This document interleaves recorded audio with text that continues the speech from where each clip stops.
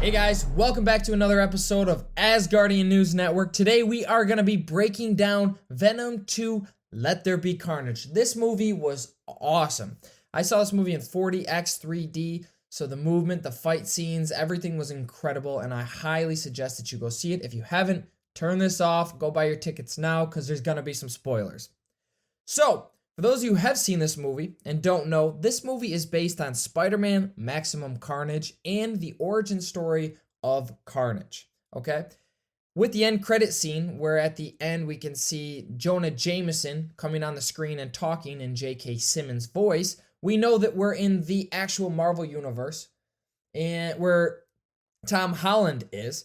And so this is going to tell us that this is going to take place prior to Spider-Man No Way Home. It's going to take place similar to the last Spider-Man movie. So this movie really starts out with Cletus's origin story. This is actually a pretty accurate origin story where he does push his grandma down the stairs and kill her. He electrocutes his mother and he kills his father. In the beginning, it kind of goes off with him being a deranged killer and it makes him look to be that way. In the comics, he was very abused by all of them. His grandma abused him, his mother abused him, his father abused him. But they do show that in the movie later when he's talking to Eddie and he's saying, hey, Eddie, you didn't show my side of the story when you told it. Now, the story between Shriek and Carnage, they do have a love story in the comic books, but their story was added a little bit of fluff. They met later as adults in Ravencraft Institute. They didn't really meet as children, but they added that to make it more effect. So you see poor little Cletus Cassidy being beaten up and bullied and Shriek coming in to save him. Now, Shriek is actually super underpowered in this film. In the comics, she can fly and she can see into people's brains and she can even kind of control people's brains. So she has a lot more power. She is a mutant. So this is kind of what I thought Marvel was going to do. They're not going to just create like one huge crossover like they did with the Guardians of the Galaxy. They're going to slowly introduce mutants and X-Men into the Marvel Universe. That way it's not too overwhelming. Now, a lot of you guys are wondering what happened to Patrick Mulligan at the end of the movie. You know, you saw him with those eyes. So a little bit of backstory about Patrick Mulligan is he is obviously the police officer that gets his hearing damaged by Shriek. He kills her. He thinks she's dead because she's in this mutant facility. Now, in the comics, Patrick Mulligan actually ends up becoming the host of Toxin, who is the offspring of Carnage.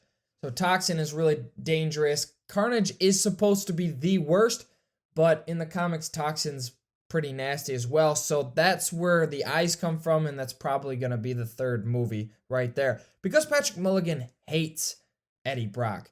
Eddie Brock wrote some stories about him when he was in his prime, kind of blew him up. He investigates Eddie Brock. He knows Eddie Brock's up to some fishy stuff. He makes Eddie agree to share all evidence with him. Now, when Cletus invites Eddie to go talk to him, Venom sees on the wall all the evidence of where the bodies are buried, and instead of doing what Cletus wants, Venom just kind of helps him organize the whole thing, and they find the dead bodies, and Eddie takes all the credit and gets back on top. He leaves Patrick Mulligan in the past, or in the dirt right there, and Patrick hates him even more for that. So this is going to kind of build up to that. Cletus hates him because he doesn't publish the article, and Venom even starts to get really pissed off with him because Venom's like, hey man, I did that. After this, you can really see the tension rising between Venom and Eddie Brock. So in the comics, the symbiotes, they need the human brain for a certain chemical in it that basically feeds them.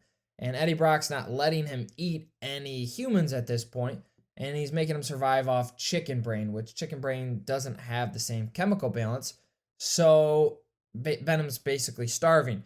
And they add some comic relief with two chickens here, and their names Sonny and Cher. And those of you who don't know Sonny and Cher, they had a massive breakup, and it kind of foreshadows the breakup that's going to happen between Venom and Eddie Brock. So Venom gets real pissed off. They actually fight each other. It's pretty comical. They break apart. Venom goes into the street, finds somebody else, destroys Eddie's bike. They hate each other, and they go their separate ways. Now, Eddie is still doing pretty good. He is on the Daily Bugle, which is a huge Spider-Man foreshadowing. But as you can see by the logo, that this logo is the same logo they used in the Tobey Maguire films, not the one they use in Tom Holland's.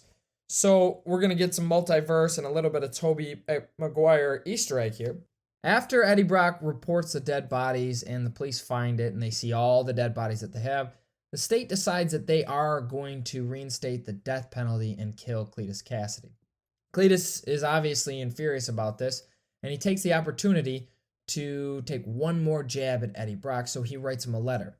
In this letter, he writes it in blood, his own blood, and he's basically talking about superheroes, origin stories, all this good stuff, and he wants Eddie Brock to come and write one more article and give him one last shot. Now, this letter being written in red is a foreshadowing of Carnage to come.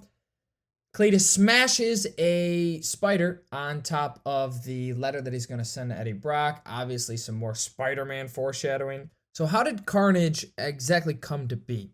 Well, when Eddie Brock goes to see him for the second time, they get into an argument and Venom attacks Cletus. And when Venom attacks Cletus, Cletus bites Eddie Brock. And when he bites him, he draws some blood and he gets a little bit of his blood in there. You can hear him, hey, that doesn't taste like human blood. So obviously, he gets a little piece of venom, and that's how they reproduce, these symbiotes. And they reproduce asexually, as you can see later on when Carnage calls Venom Dad. This is a little bit different from the comic books. In the comic books, Eddie and Cletus were actually cellmates. And Venom breaks into the jail to break Eddie out. And when he does, he leaves a little bit of himself behind, which becomes Carnage. Now, we then go to the scene where Cletus is going to be put to death. And as Cletus's heart stops, Carnage then emerges, has spikes going everywhere. They break out and they kill everybody. Now, Carnage and Cletus at this point strike a deal to where Carnage will help him rescue his girlfriend Shriek, and then Cletus will help him kill Eddie Brock. And Venom. Carnage says that he does this and it's going to make them more powerful. But in the comic books, he does obviously hate Venom, but he wants to kill him more because he's just a threat, not because it's going to make him more powerful. Even though eating another symbiote does make you more powerful, at least in the meantime it does. Now, when this is all going on, Venom and Eddie break up, as we talked about earlier. It was brought on by Eddie being distraught over all the constant pressure of having to hide Venom, him trying to kill people all the time, his love of his life is engaged, and then you have Venom, who is getting no credit. He says he wants to go to the beach, feel the sand between his toes and the wind in his hair, and he wants to eat brains. And so they get in an argument and they get in a fight and they decide to break up. Now, before this, Venom keeps calling himself the Lethal Protector, and you guys are probably wondering, why does he keep saying the Lethal Protector? Well, Venom, the Lethal Protector, was a 6 comic book series, and it was all about Venom becoming an anti-hero from a villain. So this is a lot of the baseline to this story. Now, Venom goes through and he can't really find a match. He does find a moment of freedom where he's at this club and it's like for furries and beasts and everybody thinks he's just wearing a costume and he gets to feel free and seen for once. But ultimately he decides that he really does need Eddie, A, because he likes him and he misses him, and B, because no other human host can take him. So we see a scene where he goes in to see Mrs. Chan and he is dying and a human and he escapes and he's about to die. So he goes into Mrs. Chan's body. Mrs. Chan is protecting Venom. She obviously knows everything about him. They actually have a deal where she's going to give him unlimited chocolate, where chocolate has the same chemical that's in the brain that Venom needs to survive in order for their protection. So they obviously do have good rapport there. And also it's made to set up that funny scene between Anne and Mrs. Chan. We see in the store a news article that has a picture of Stan Lee on it. It says The Amazing Stan Lee, which is a tribute to him, and B, another foreshadowing for the Spider-Man to come. So after Carnage breaks out Shriek, they decide to tie up all their loose ends. So they're going to have the Red Wedding, which is a tribute to the Game of Thrones, and also because it's Carnage and there will be blood. So Carnage throughout this story has kind of hated Shriek for her voice, and he kind of tries to kill her here and there, where Cletus fights him from the inside. So this is kind of the storyline of how they're going to fall apart in the end fight scene. Now, the end fight scene takes place in a church with bells, and this is also supposed to be a tribute to where Tobey Maguire took Venom to so he could get rid of him in the original Spider-Man with Venom. So Venom separates him and realizes that they don't have the same symbiotic connection that him and Eddie do, so they both get separated from the noise. Eddie reconnects quicker than Cletus and Carnage could. Venom then eats Carnage, and then he becomes a little bit more powerful, and we see Cletus starting to go with this boo-hoo story about all I really wanted was my friend, and Venom saying, screw this guy, and bites his head off. But at the end of this, we see Patrick Mulligan with his eyes blue. Now, he has the same color blue eyes as Shriek. So the question is, did Shriek morph her powers into him before she died? Is this him? Is this her? In the comics, he becomes Toxin. Is this a combination? He awakes with those blue eyes screaming of monsters. So who are these monsters? Well, we know Morbius is coming out in January. So this is obviously a tie to Morbius, and we're going to see that kind of a connection.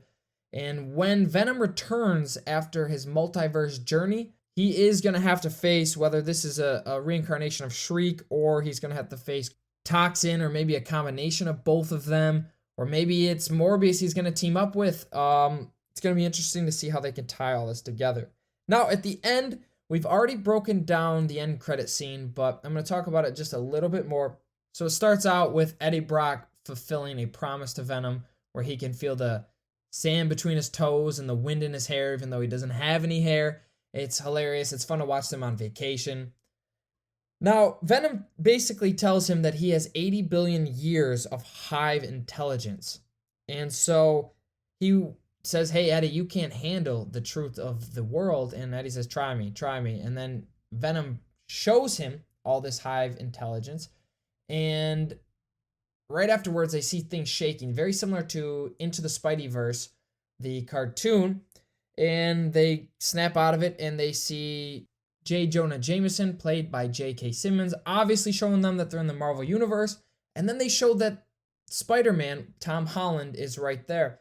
And Venom gets up, he licks the screen and says, this guy.